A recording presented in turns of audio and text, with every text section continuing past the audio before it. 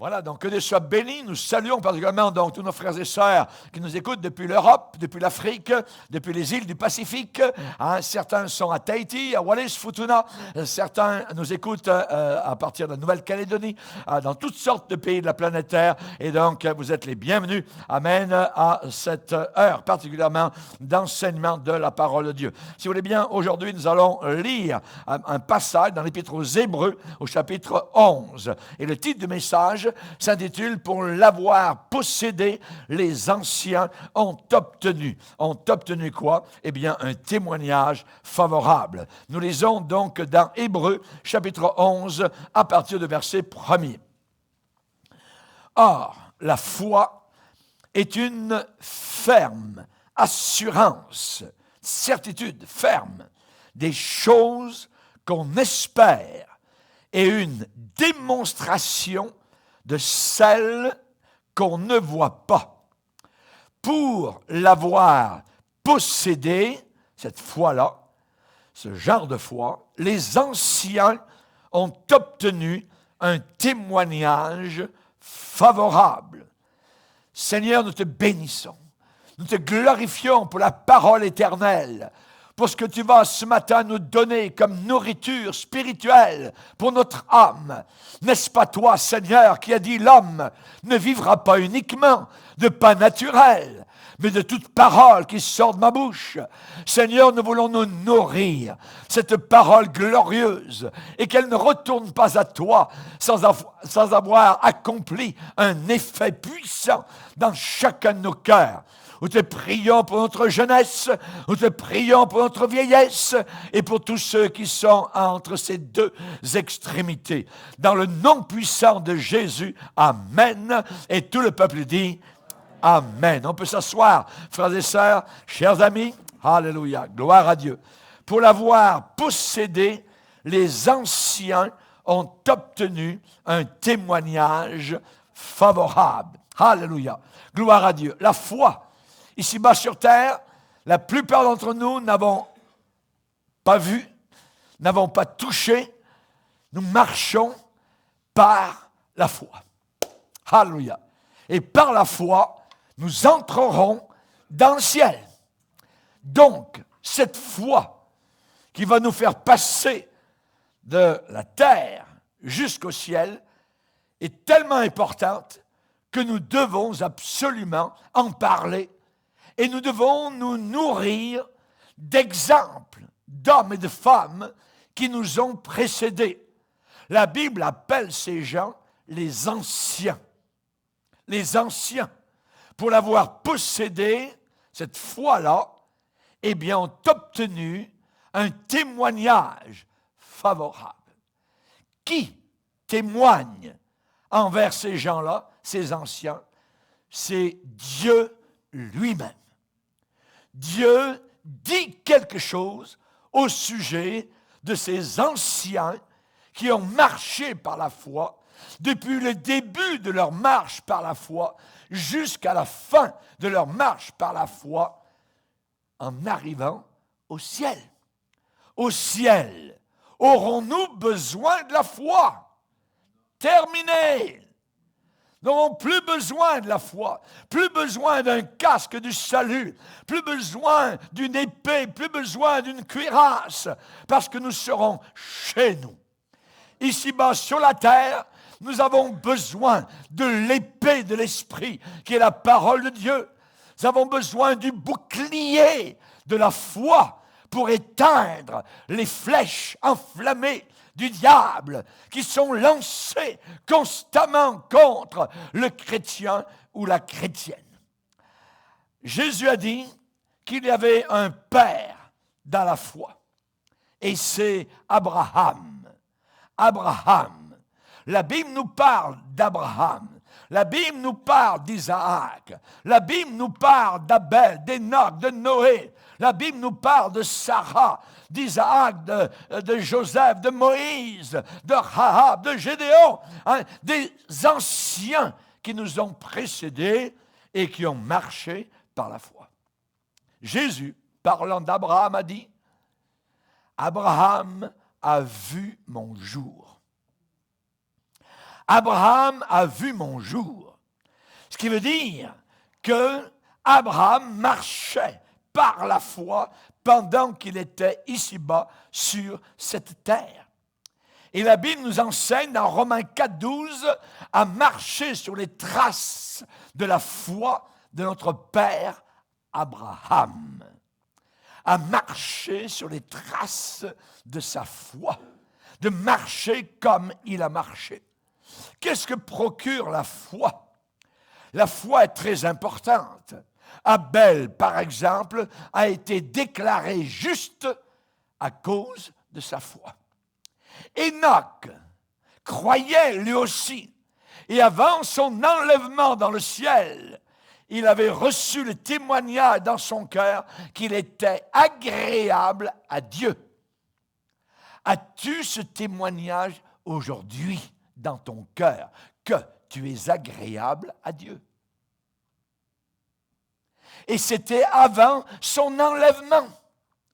C'est un prototype de millions de personnes qui vont être enlevées de la terre jusqu'au ciel lors de l'enlèvement de l'Église. Nous devrions, avant notre enlèvement, nous aussi, avoir reçu de la part de Dieu ce témoignage que nous sommes agréables à Dieu. Es-tu agréable à Dieu ou es-tu agréable au diable? C'est une question que nous devons nous poser. Par sa foi, Abel a été déclaré juste. Enoch a reçu un témoignage dans son cœur. Et de tous les héros de la foi, cités particulièrement dans ce hall d'honneur, dans Hébreux 11, eh bien, de tous, il est dit, tous ceux-là, à la foi desquels il a été rendu témoignage. Ce témoignage a été rendu à cause de leur foi. Nous sommes environnés actuellement de toutes parts par un monde invisible que l'on ne voit pas de la terre, avec aucun instrument pour essayer de voir quelque part là-haut. Non. Les astronautes peuvent essayer d'aller à des millions d'années-lumière, de lancer leurs engins, de dépenser des milliards de dollars. Ils ne verront jamais. Parce que c'est par la foi. Et ils n'ont pas, pour la plupart, la foi. C'est par la foi que nous reconnaissons que ce monde dans lequel nous sommes a été créé par la parole de Dieu. Alléluia. Nous sommes environnés par un monde invisible. Nous sommes environnés par l'éternité. Nous ne regardons pas aux choses visibles. Nous regardons dans la marge de la foi à des choses invisibles. Car les choses visibles sont passagères. Tout va brûler. Tout va passer. Ici-bas, tout passe, tout lasse, tout casse. Mais nous regardons aux choses invisibles. Car les choses invisibles demeurent pour l'éternité. Pour l'éternité.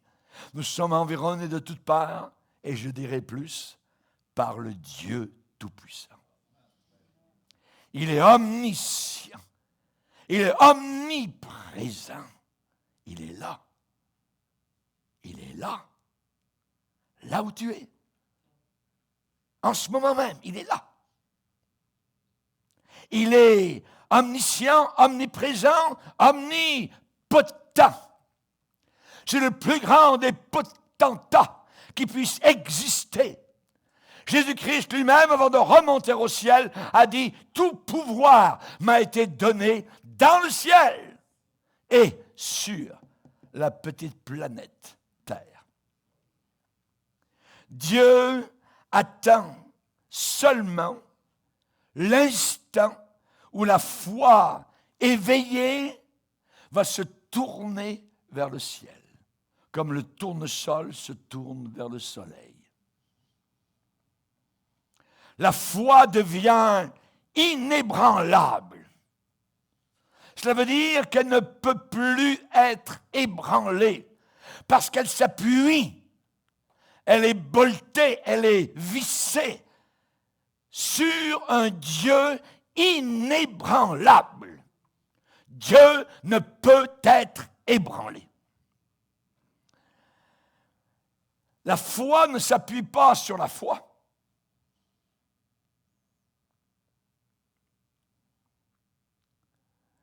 Aujourd'hui, nous vivons dans un monde où l'on enseigne « crois en toi ». Il n'y a pas pire mensonge. Ça fait longtemps que je ne crois plus en moi. Parce qu'il n'y a rien de bon en nous. Tout ce qu'il y a de bon, c'est ce que Christ a mis dans nos cœurs, dans nos âmes. Tout le reste, poubelle. Même Paul disait, il n'y a rien de bon en moi. Un homme de Dieu disait, quand je regarde au fond de mon cœur, je n'y vois que l'enfer. Il était honnête. La foi devient inébranlable parce qu'elle s'appuie sur un Dieu inébranlable. Dans l'Épître aux Hébreux, chapitre 12, il est dit, nous recevons un royaume inébranlable. Donc, montrons notre reconnaissance en rendant à Dieu un culte qui lui soit agréable. Alléluia. Dieu vient toujours au-devant de la foi, la vraie. Quand nous recherchons ce qui est éternel, Dieu dit que celui qui possède la vraie foi lui est agréable. Sans la foi, il est impossible de lui être agréable. Tous les incrédules, tous les darwinistes, tous les athées sont désagréables à Dieu. Très désagréables au Seigneur. Et le Seigneur a dit qu'il allait revenir, mais il a mis un hic. Il a déclaré, mais quand je reviendrai, trouverai-je la foi sur la terre? Donc, le diable est après notre foi, comme il l'était avec Adam et Ève, avec sa question. Point d'interrogation. Dieu a-t-il réellement dit? Et là, soudain, nos premiers parents ont été secoués, ébranlés dans leur foi, dans la parole divine. Et le péché, c'est la transgression de la parole de Dieu. C'est passer par-dessus, c'est mettre de côté, c'est faire fi de la parole divine. C'est ça. Et là, on passe dans l'incrédulité, dans le domaine des ténèbres. Dieu dit que celui qui possède la vraie foi lui est agréable. Sans la foi, il est impossible de lui être agréable. Un jour, Jésus était dans une maison. La foule était là. Et des gens sont venus à l'extérieur portant un paralytique. Ne pouvant passer, ils sont montés sur le toit. Ils ont déchiré le toit. Ils ont cassé le toit.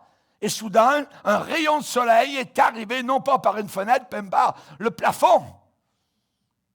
Et soudain, voilà qu'un grabat descend sous les yeux de la foule qui est à l'intérieur et de Jésus. Et la Bible déclare, et Jésus, voyant leur foi.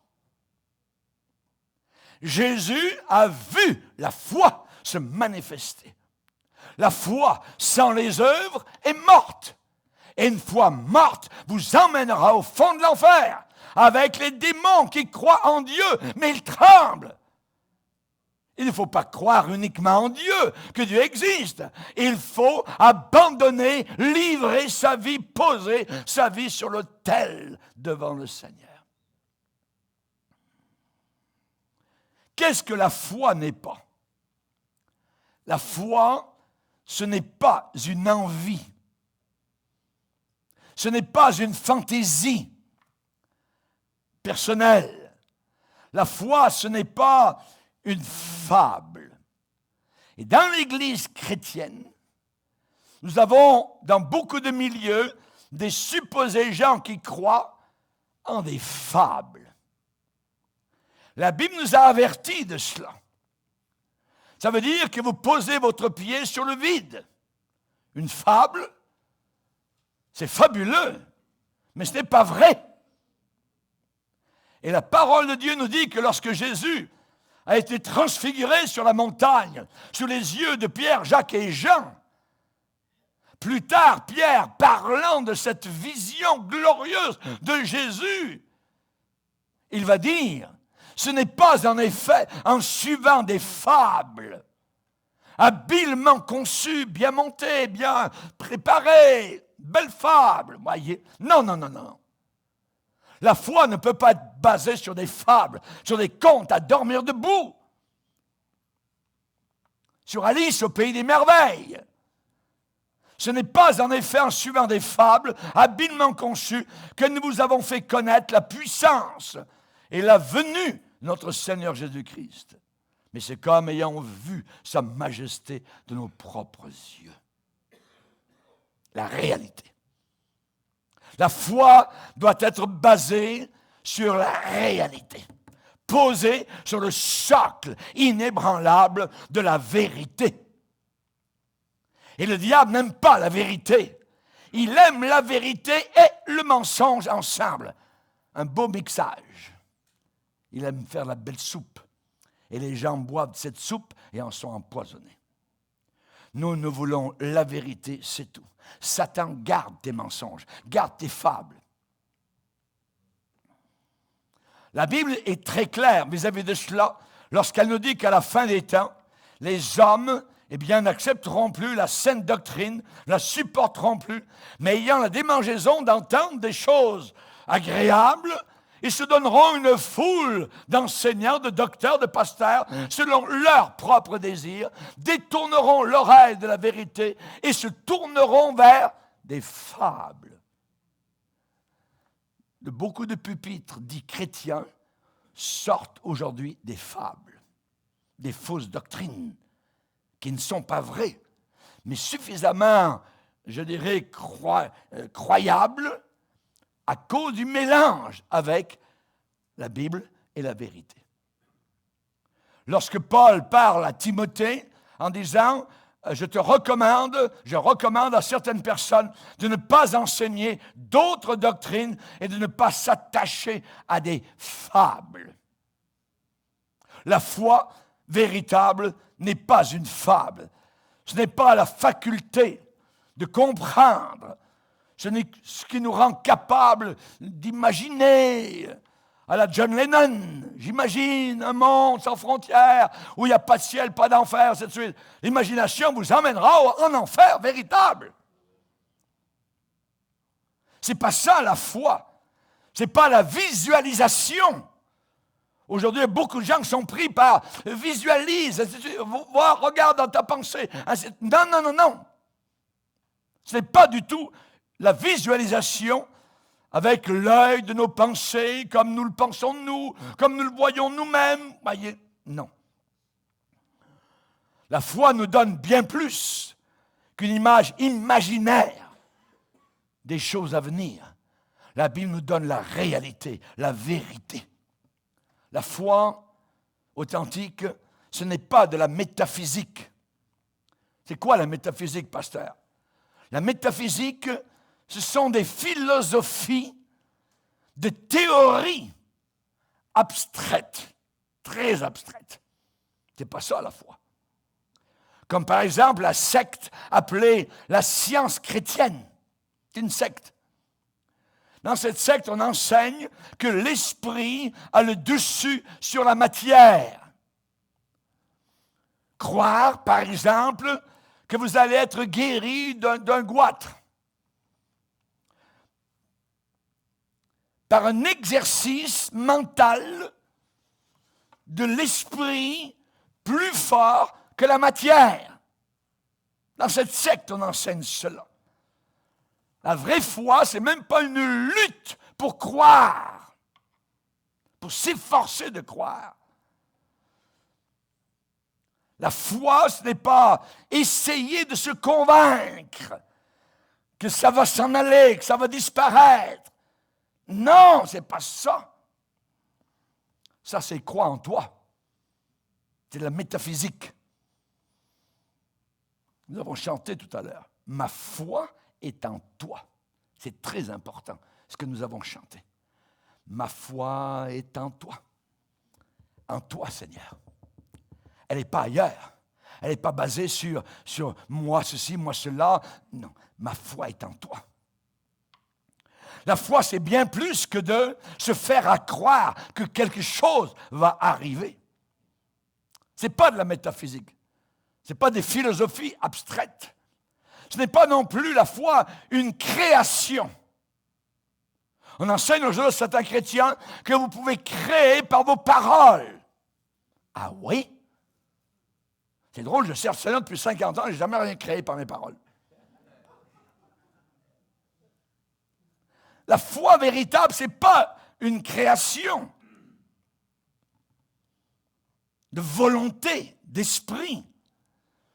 Si la foi pouvait créer ce que quelqu'un désire, ce que quelqu'un veut, alors quelqu'un pourrait passer par-dessus la volonté de Dieu. Puisque vous devenez des créateurs, des petits créateurs ou des petits dieux. C'est ce qu'on enseigne. Nous ne sommes pas des petits dieux. Nous ne sommes pas des petits créateurs. La foi n'est pas une création. La foi non plus n'est pas de la présomption. De la présomption. Beaucoup pensent que la foi est un acte de supposition, de présomption. Je vous donne un exemple. Quand Caïn a désiré adorer le Seigneur, vous vous rappelez? Je vais vous donner le passage. Dans Genèse 4, verset 3, au bout de quelque temps, Caïn fit à l'Éternel une offrande des fruits de la terre. Et Abel, de son côté, en fit une des premiers-nés de son troupeau et de leur graisse. L'Éternel porta un regard favorable sur Abel et sur son offrande, mais il ne porta pas un regard favorable sur Caïn et son offrande. La foi, ce n'est pas de la présomption. Quand Caïn a désiré adorer Dieu, qu'est-ce qu'il a apporté? Il a apporté le fruit du sol maudit. Il a présumé, il a supposé, il a imaginé que Dieu accepterait son offrande. Problème, Dieu ne l'a pas accepté. Dieu ne l'a pas accepté. Est-ce que Caïn n'a pas apporté ce qu'il avait sous sa main, son travail, sa sueur? Est-ce que Caïn ne faisait pas de son mieux? Mais Dieu n'a eu aucun respect pour Caïn et son offrande. La Bible est claire. Dieu ne porta pas un regard favorable parce qu'il a présumé, parce qu'il a pensé que ce que lui imaginait offrir au Seigneur, cela serait accepté. Ça n'a pas été accepté. Dieu accepte uniquement une offrande sanglante, avec du sang. Il accepte uniquement une offrande sanglante, avec du sang. S'il n'y a pas du sang qui coule, il ne peut pas y avoir offrande agréée de la part du Seigneur. Raison pour laquelle toutes les religions du monde sont désagréables à Dieu. Il n'y a que l'offrande ensanglantée de l'agneau de Dieu qui est acceptable devant le Seigneur. Et Abel a offert un agneau, le plus beau, le meilleur, et il a pris son couteau. Et la lame du couteau a brillé sous le rayon du soleil, et il l'a planté, et le sang a jailli. Et Dieu a accepté, a envoyé le feu qui est tombé sur l'offrande d'Abel. c'était la vraie foi.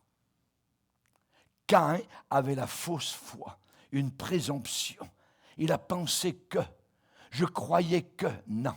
C'est pas ce que tu crois, c'est ce que la Bible dit. C'est pas toi qui fais les règles du jeu éternel. C'est Dieu qui a dit, il faut que tu viennes vers moi pour que tu sois agréable avec du sang. Vais-je venir avec mon propre sang? Non, tu dois venir avec le sang d'une offrande. Cette offrande, elle t'a été donnée au calvaire. C'est Jésus-Christ. Et il n'y a que lui. Et il n'y a que lui. La foi, c'est bien plus que de la présomption. La foi, c'est croire ce que Dieu a dit. Dieu dit que c'est comme ça, et il faut que tu te soumettes à comme ça. Les anciens, pour revenir à Hébreux 11, en ayant la vraie foi, ont été approuvés de Dieu. La Bible dit, au verset 2 de Hébreux 11, ils ont obtenu un témoignage favorable. L'expérience de ces anciens prouve le fait que la foi a le pouvoir de voir et de réaliser ce qui est invisible. Les anciens, c'est qui?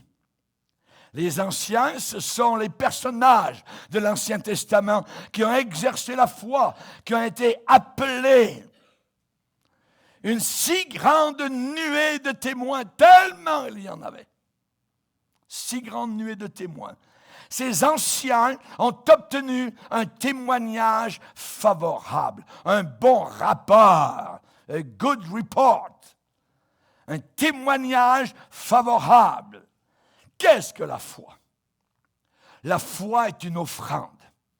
Les gens, ils pensent que la foi, c'est recevoir beaucoup d'argent par les évangélistes de prospérité. Ils pensent que c'est ça la foi. C'est complètement faux.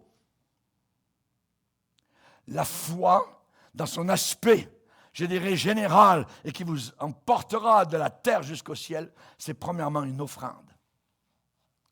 Regardez dans Hébreux 11, pour regarder l'exemple des personnages.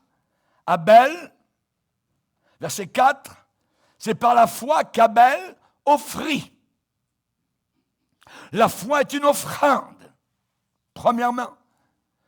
On offre son corps, on offre son âme, on offre sa vie, on donne sa vie au Seigneur. As-tu donné ta vie au Seigneur? Pas à un homme, pas à une religion, pas à une dénomination. As-tu donné ta vie au Seigneur? Peux-tu dire, Seigneur, je t'ai donné ma vie. La foi est une offrande. Par la foi, Abel offrit à Dieu. Offrit à Dieu. Ensuite, Enoch nous dit que la foi est une marche. Est une marche. Il marcha avec Dieu. C'est par la foi que l'on continue à marcher avec Dieu. La foi est un pèlerinage. Abraham, verset 8, c'est par la foi qu'Abraham, lors de son appel, a obéi et est parti pour un lieu qu'il devait recevoir en héritage et qu'il partit sans savoir où il allait. C'est un pèlerinage. Nous sommes étrangers et voyageurs sur la terre. Te regardes-tu ainsi? Un voyageur va faire un tour dans un aéroport et regarde les voyageurs. Tout ce qu'il regarde, c'est est-ce que mon train est en train de partir ou il va partir à quelle heure, tout ça, mon avion, ainsi de suite. Ils ne s'arrêtent pas. Ils ne sont pas installés. Ils ont des valises. Ils s'en vont quelque part. Et nous devons avoir cette mentalité d'étrangers et voyageurs sur la terre. Pierre nous dit cela. Un pèlerinage aux pèlerins de la ville d'or. Alléluia, gloire au Seigneur. N'allons plus à Lourdes. N'allons plus à Paray-le-Monial. N'allons plus aller à la Mecque. C'est fini les pèlerinages religieux. Parce qu'on est dans un autre pèlerinage. Nous sommes des pèlerins. Aux pèlerins de la ville d'or. Toujours regarde à Jésus. Quand tout est dans l'obscurité, toujours regarde à Jésus. Lorsque Satan veut t'égarer, toujours regarde à Jésus. Te sens-tu triste et découragé? Toujours regarde à Jésus. Lorsque s'approchera la mort, toujours regarde à Jésus. Car c'est avec lui qu'on atteint le port. Toujours regarde à Jésus. Ô pèlerins, nous sommes des pèlerins. La foi est une offrande, Abel. La foi est une marche, Enoch. La foi est un pèlerinage, Abraham. Et la foi est un choix. Moïse, verset 23. C'est par la foi que Moïse, à sa naissance, fut caché. Et un peu plus loin, il est dit, verset 24, c'est par la foi que Moïse, devenu grand, refusa d'être appelé fils de la fille de Pharaon, aimant mieux être maltraité avec le peuple de Dieu que d'avoir pour un temps la jouissance du péché. Il a choisi. Il a choisi. Chaque jour en te levant, frère, sœur, tu dois choisir Jésus. Seigneur, ce matin, je veux marcher avec toi. Je t'offre mon corps. Par la foi, je te choisis encore, Seigneur. Le diable va m'amener toutes sortes de choses. C'est toi que je choisis. Alléluia. Je te choisis. C'est un choix, la foi. Les anciens ont obtenu un bon rapport. Ça ne parle pas de ce que les gens du monde ont dit à leur sujet. Ce n'est pas un témoignage qui sort du monde, qui vient du monde. C'est un témoignage qui vient d'en haut, qui vient de Dieu. Dieu a témoigné en leur faveur. Ces anciens, la Bible dit dans Hébreux 11, vous relirez, ont été torturés, moqués, ridiculisés, livrés au tourment, au fouet, aux chaînes, à la prison. Ils ont été lapidés, sciés, torturés, tués par l'épée. Eux dont le monde n'était pas digne. Quel exemple! Et Dieu lui-même se porte comme témoin de ces anciens à cause de leur foi véritable. La Bible dit qu'ils sont tous morts dans la foi. Vas-tu un jour mourir dans la foi? Et non pas comme cette jeune fille sous une voiture en train de mourir et criant « Je ne sais pas mourir, je ne veux pas mourir ». Nous, comme chrétiens véritables, le monde tremble, le monde a peur, le coronavirus. Je dis à mon épouse, moi ça me fait ni chaud ni froid. C'est drôle. Ni chaud ni froid. Aucune peur, aucune crainte. Je suis avec Jésus, il a ma vie entre ses mains, il fera ce qu'il voudra. Alléluia. Merci Seigneur. Gloire au Seigneur. Alléluia. Et leur foi, ces gens-là, les a fait passer au travers d'obstacles, des ennemis, des situations quasiment insurmontables, humainement parlant. Par exemple, le Seigneur Jésus va dire à l'église de Pergame, il y en a un parmi vous qui s'appelait Antipas, qui a été tué. Il est resté fidèle jusqu'à la fin. Jésus l'honore, montre son nom, le sort de l'inconnu. C'est le seul endroit de la Bible où on parle d'Antipas. Mais ça veut dire uniquement qu'il a été fidèle jusqu'à la mort. Il a été tué à Pergame, là où Satan avait son trône. Comment se conduire dans des situations extrêmes? Et là, je vais vous parler de cette situation extrême.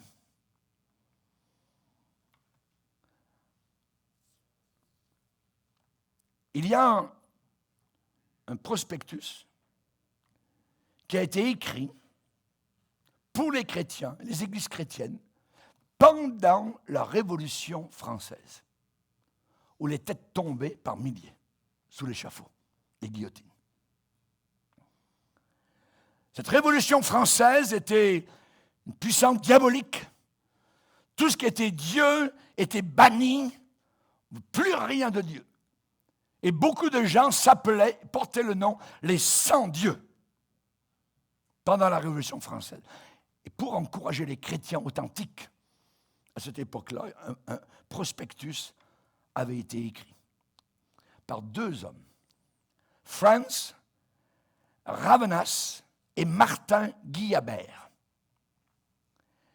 avant qu'ils soient eux-mêmes décapités par les sans-dieux le 25 juin 1794, à cause de leur fidélité à Jésus-Christ.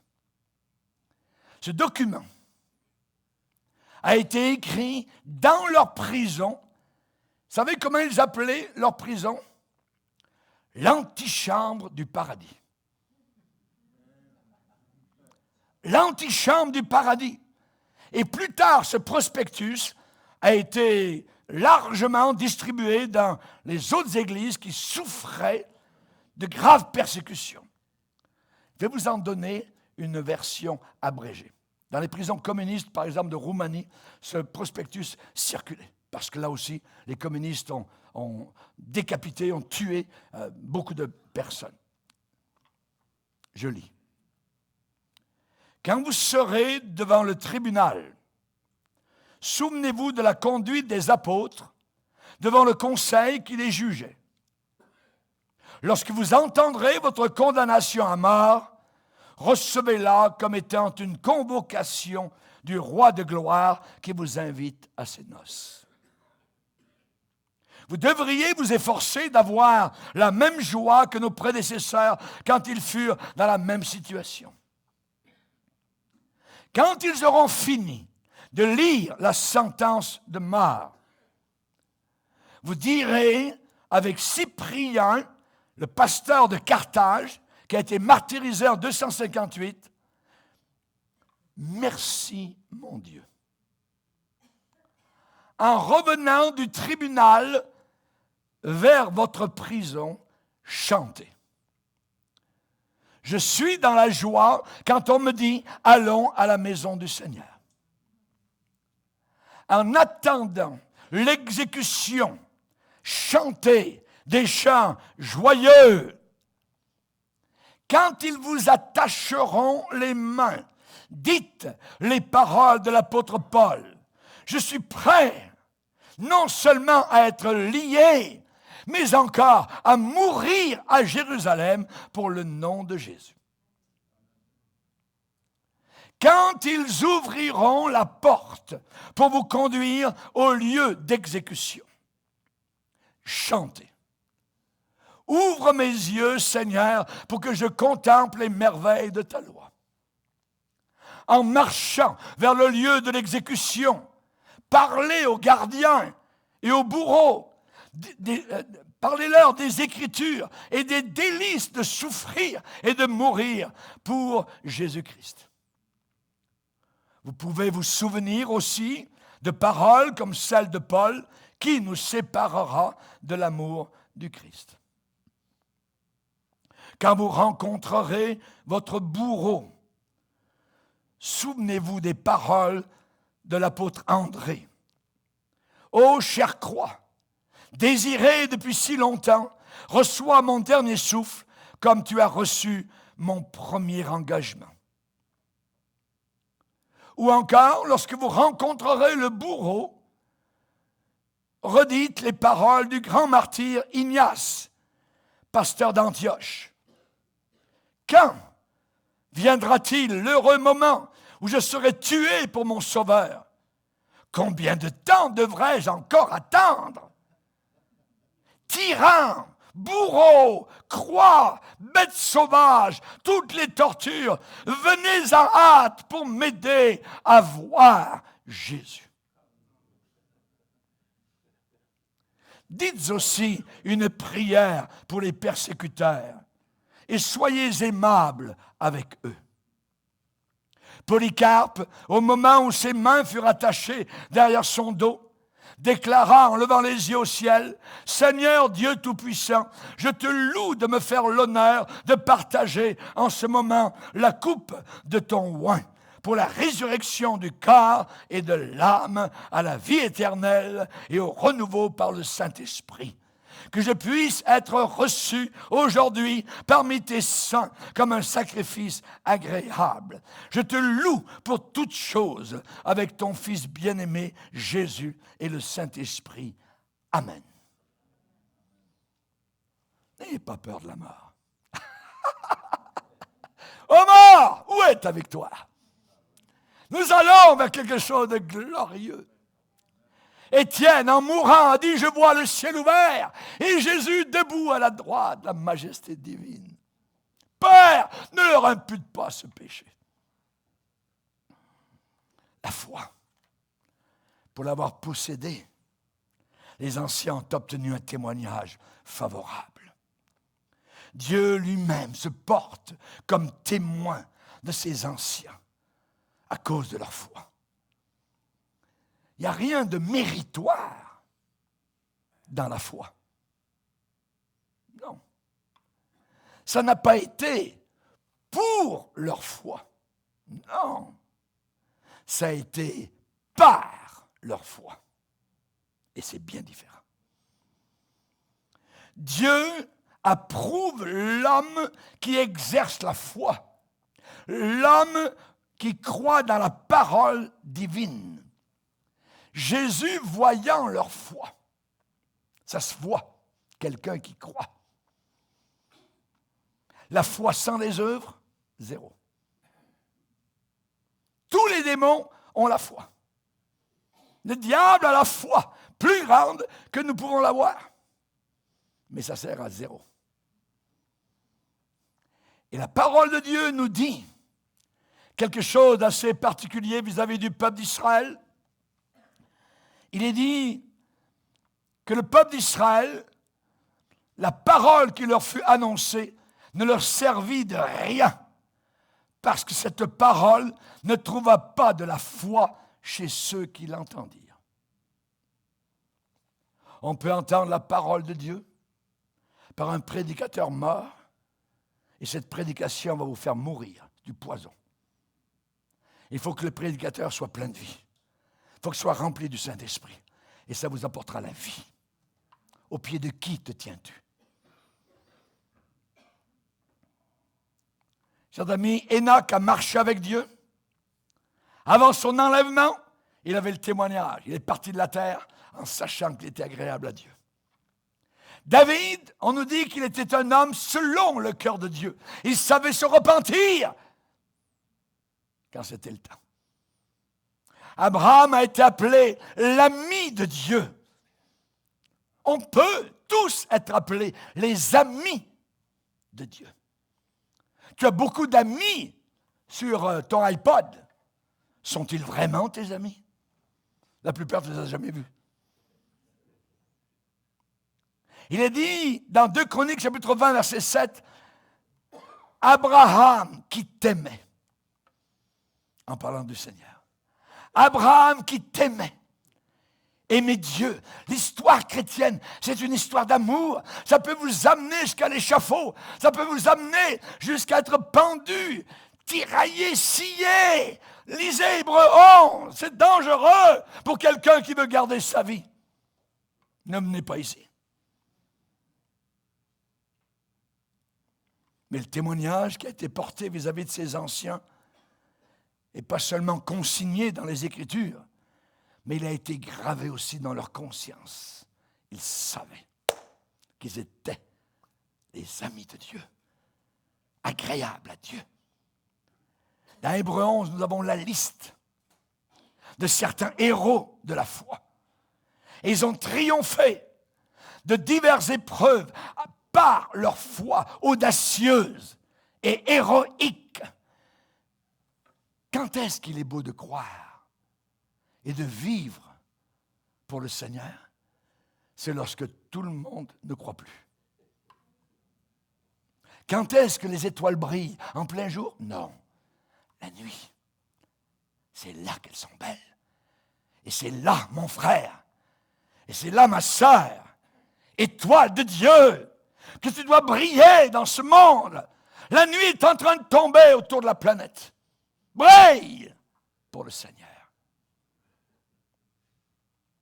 La foi héroïque nous pousse à être des héros en Jésus, à faire des exploits extraordinaires pour la gloire de Dieu.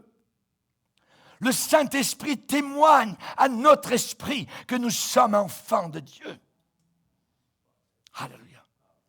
La foi héroïque nous distingue nous différencie des autres, qui sont comme des poissons morts, le ventre blanc en l'air et descendent le courant. Ce sont des milliards dans ce courant infernal qui les conduit jusqu'en enfer. Nous avons la vie et nous remontons le courant comme un saumon au printemps.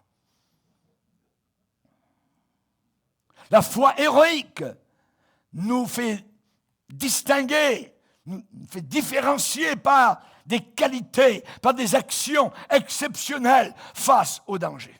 Daniel, qui parle de la fin des temps, le prophète hébreu de l'Ancien Testament, qui est le correspondant de Jean dans l'Apocalypse, va déclarer « Ceux du peuple qui connaîtront leur Dieu agiront avec fermeté. » La version anglaise dit « feront des exploits. » Fermeté, courage, des intrépides.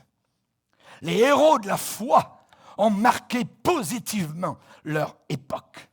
Rappelez-vous les 3 Hébreux, capables à Babylone de descendre dans une fournaise ardente. Face à la mort, ils ont dit, aucun problème, notre vie est entre les mains de Dieu. Daniel, dans la fosse, a des lions qui n'ont pas mangé depuis 48 heures. On descend. Les héros de la foi ont marqué leur époque. Pensez-vous qu'on en a parlé juste dans le quartier? Leur témoignage est allé par le monde de leur époque, partout. Les héros de la foi ont posé des actes remarquables et mémorables. Ils ont développé un courage particulier, une grandeur d'âme hors du commun. Dans Hébreu, nous avons un héros. Il est mon héros. Et il devrait être le tien. Jésus. Jésus. Un personnage empreint d'héroïsme qui accomplit un exploit extraordinaire. Lui, le créateur des planètes, le créateur des milliards et des milliards de galaxies, venir comme un petit bébé se rétrécir afin de mourir pour moi, pauvre pécheur. N'est-ce pas un exploit? On parlera de cet exploit pendant toute l'éternité. Il porte les marques, là-haut dans le ciel, de son exploit. Dans ses mains, nous les verrons. Dans ses pieds, nous les embrasserons. Dans son côté, nous nous plongerons. Il est le personnage héroïque. Et son exploit, eh bien, dans son sillage, a entraîné une nuée de témoins au travers des siècles. Un jeune homme est parti des rivages de l'Amérique du Nord pour aller à une époque évangéliser aux Indes. Il a quitté sa famille, il a quitté ses bien-aimés. Il n'avait même pas 30 ans. Le bateau s'est arrêté dans un port en Égypte avant de continuer vers les Indes. Et en Égypte, le jeune homme a contracté une maladie et il est mort en Égypte sans avoir pu aller jusqu'aux Indes. Pensez-vous qu'il recevra une récompense? Je crois qu'il recevra une récompense pour tout ce qu'il aurait pu faire pour le Seigneur là-bas aux Indes. Un héros! Abel, un héros, sa foi nous pousse à offrir des victimes agréables. Je veux me placer comme victime sur l'autel de la consécration. La foi est une offrande. On s'offre, on se donne au Seigneur. La vie chrétienne est un don de soi. Puisqu'au départ, il s'est donné lui-même. Enoch nous dit que la foi est une marche avec Dieu. C'est bien de commencer, mais c'est très beau de finir. Le début d'un marathon, c'est magnifique. Pof! Tout le monde part. Bravo, allez-y. Mais ce qui est le plus beau, c'est à l'arrivée. Qui va arriver? arrivé. Que de chrétiens sont partis. Que de chrétiens sont restés sur la piste un certain temps et ensuite, tchouk, ont dérivé, sont arrêtés. Qui vous a arrêté? Cette influence ne vient pas de celui qui vous a appelé. C'est le diable qui veut arrêter le chrétien, le stopper. Et pourtant, la foi, c'est une marche avec Dieu. Je ne sens rien, j'ai aucun feeling, c'est pas grave, je marche avec Dieu, j'ai un radar spirituel qui marche jour et nuit. Alléluia. Alléluia.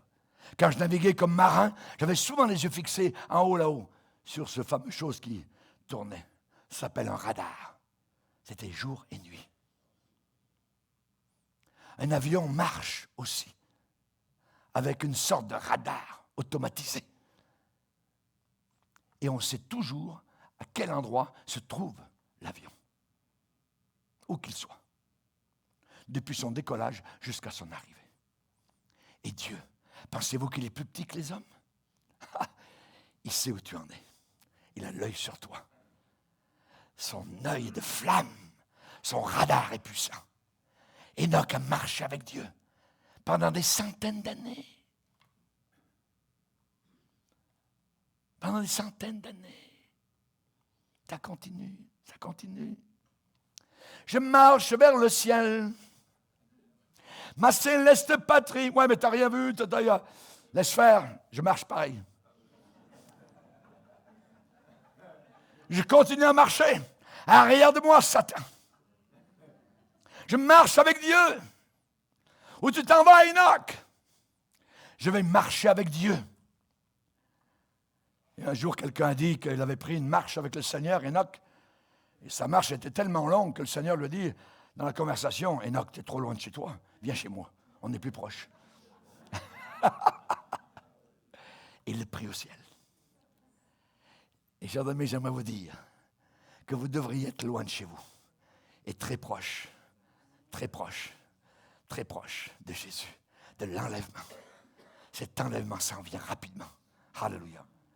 Il a marché avec Dieu, puis il ne fut plus. Pourquoi il ne fut plus?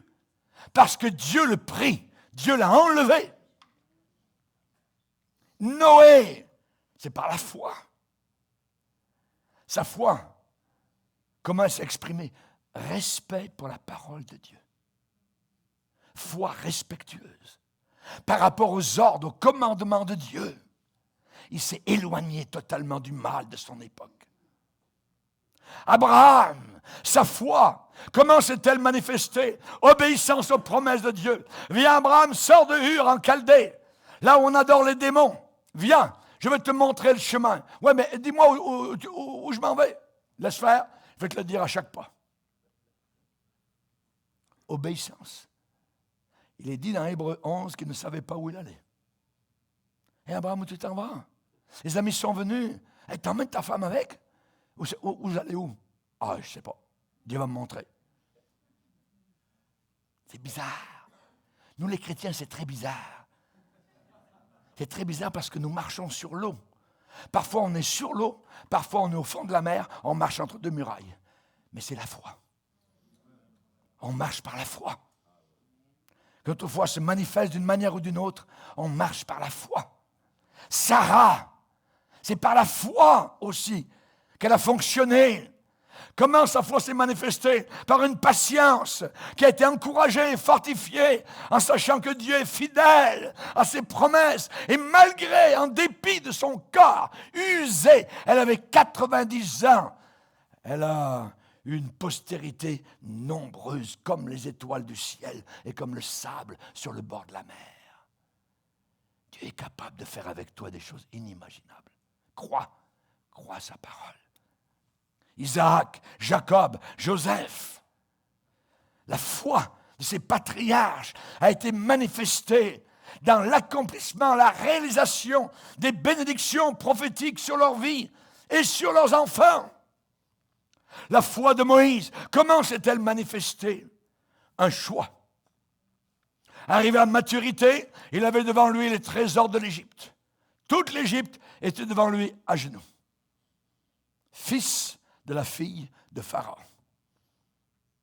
Il a dit, Monsieur le Pharaon, je ne serai pas le prochain. Non. Je veux m'identifier au peuple d'Israël. Des esclaves. Oui, c'est mon peuple. Il a fait un choix. Il regardait Moïse les richesses de l'Égypte, l'or de l'Égypte. Et il a regardé l'opprobre de Christ comme étant une richesse plus grande que les trésors de l'Égypte.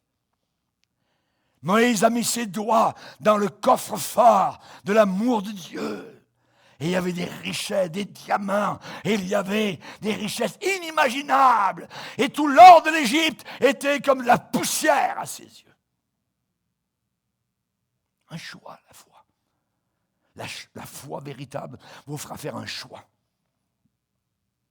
Il y a eu d'autres héros et héroïnes. Et la foi de certains leur a permis d'échapper au tranchant de l'épée. C'est vrai. Mais d'autres, par la foi, moururent par cette même épée. Par la foi, les uns ont été délivrés. Par la même foi, les autres sont morts. C'est Dieu qui dirige. La foi héroïque nous conduit à réaliser de grandes choses avec Dieu. Et parfois, ça nous amène aussi à souffrir et être persécutés pour le Seigneur. Je lui montrerai à l'apôtre Paul ce qu'il devra souffrir pour mon nom. La fidélité à Dieu, rester fidèle à Dieu, ne garantit pas votre confort. Non.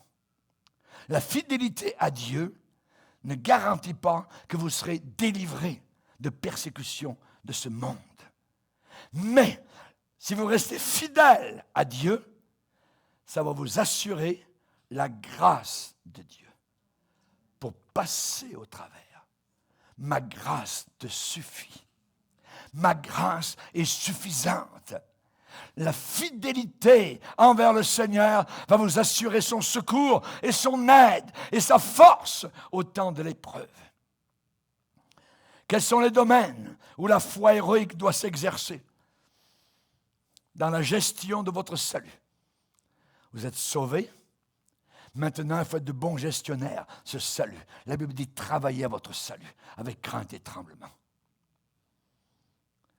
Gestion de votre foyer. Vous avez besoin d'avoir la foi dans votre foyer aussi. Le diable vient, il met le doute. C'est pas la bonne femme. C'est pas le bon bonhomme. Tu t'es trompé. Tu t'es marié avec ça. Non. Ça, c'est Satan. Vous avez la bonne personne. Dieu a permis que vous épousiez la bonne personne. Vous allez devoir travailler dans ce foyer. Gestion de la prière. En priant, croyez. On peut prier comme un païen. On peut prier sans croire. Les païens prient. Mais leur prière ne monte pas plus haut que le plafond. Les bouddhistes prient, les hindouistes prient, tout ça. En priant, croyez. Croyez en Dieu et croyez en moi. Il y a beaucoup de demeures dans la maison de mon Père. Ça n'existait pas, je vous l'aurais dit. On a besoin d'exercer la foi dans la vie de tous les jours. J'aimerais vous donner un dernier exemple. Et je veux que vous oubliez pour un moment les Césars de Rome, les Nérons, que vous oubliez pour un instant les splendeurs des Césars, la puissance terrible des troupes armées romaines, que vous oubliez que Rome était le centre de l'Empire.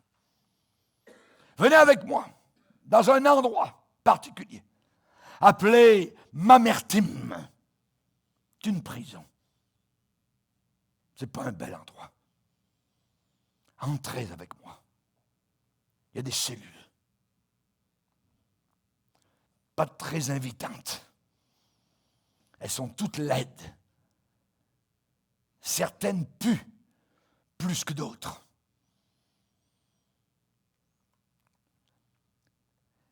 Il y a une cellule particulière. En entrant, vous allez trouver dans cette cellule un trou dans le sol. Rond. Dans la cellule, il y a un trou.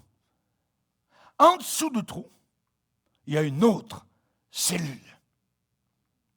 Si vous essayez de vous pencher, de regarder, c'est sombre, très sombre, obscur. L'air est lourd, pesant. Et c'est l'endroit même où l'apôtre Paul a passé ses 2 dernières années de sa vie. Paul a écrit 1 et 2 Timothée. Paul est un très grand exemple du christianisme. Il aurait pu être le conseiller des Césars. Il n'y avait pas de limite à son intelligence. Moi-même, j'essaye encore de comprendre ce qu'il a écrit à différents endroits. Qu'est-ce qu'il veut dire? C'est profond. C'était l'un des plus brillants. Et pourtant, il a déclaré être l'esclave de Jésus. Il y a un garde. Il est là en bas. Il y a un garde qui crie par le trou qui est au-dessus de sa tête. On descend une corde. Et on dit à Paul de se l'attacher autour de son corps. Attrape! Quelqu'un a dit qu'il a environ 68 ans. Paul le vieillard. Ses cheveux sont blancs, peut-être qu'il n'en a plus. Son dos est courbé. Sa vie n'a pas été facile. Des naufrages, des tortures, des lapidations, des jeûnes, beaucoup de périls et de dangers.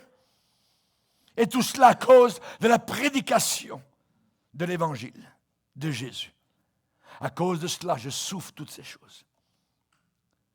Il ne faut pas beaucoup d'efforts aux soldats romains pour le monter, main sur main. Il est là, au bout de la corde.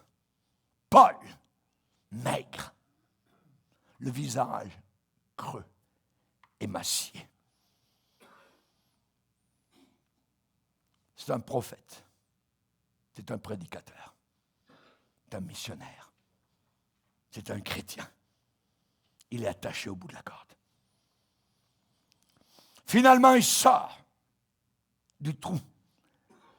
Ses yeux regardent. Ils ne sont pas habitués à la lumière brillante. On l'a emmené dehors, le brillant du soleil.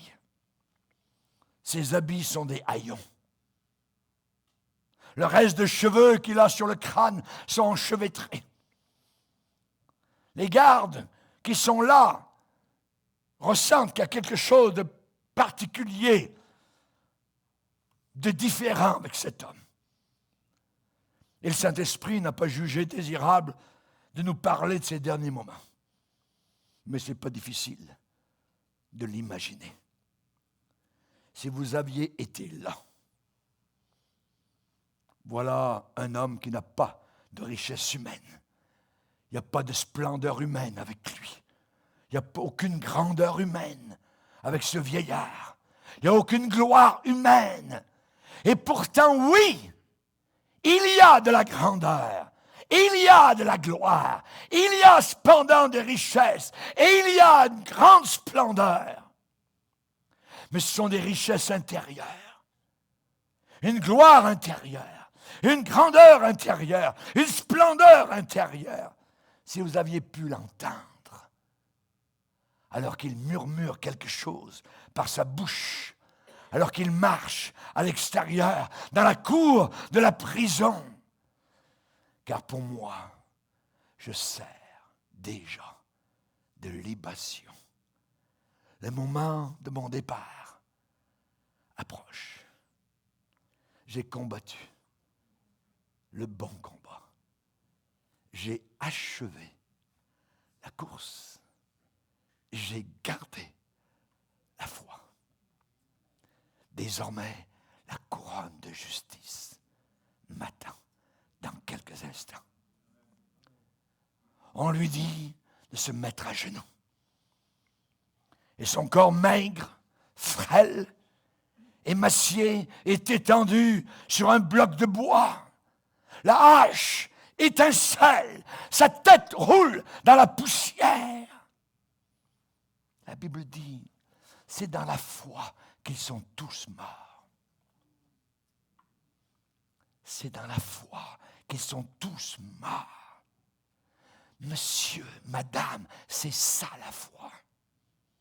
C'est une offrande, c'est une marche, c'est un pèlerinage, c'est un choix. Baissons nos têtes.